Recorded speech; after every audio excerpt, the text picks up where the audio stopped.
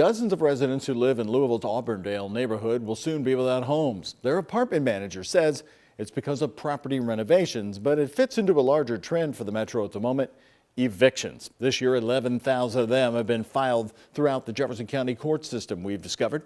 WHAS 11's Tom Lally is talking with residents of legacy apartment homes along with legal experts.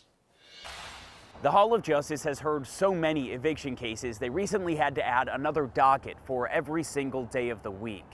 Judges are also growing hesitant to hear non-payment cases, and landlords are finding new ways to get people out faster. This is the documentation of the eviction saying the court date. Ronnie Bishop and dozens of his neighbors at Legacy Apartments in the Auburndale neighborhood were told they have 7 days to get out. Not because they failed to pay rent this month, but new management says they are choosing not to renew leases so they can begin making upgrades to the complex. Of course, it's going to be a financial issue. Plus, too, Christmas less than a couple of weeks away.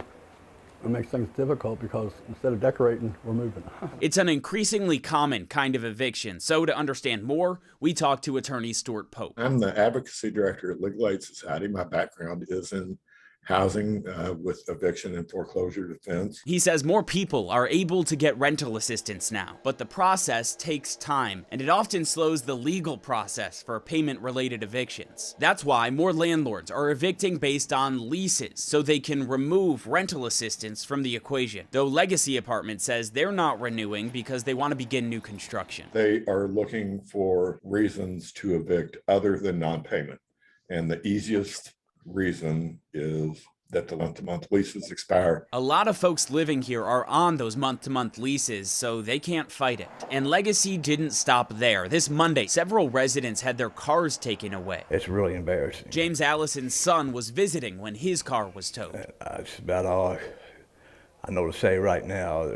I believe they towed something like 11 cars. In a statement, property manager Marsha White said she sent a letter to every resident on Friday telling them to move or be towed so that construction crews could start work on the buildings. The residents say they didn't get a letter. No, we had no idea whatsoever. Allison had to pay $200 to get his son's car back. While being evicted, that's a payment he can't afford.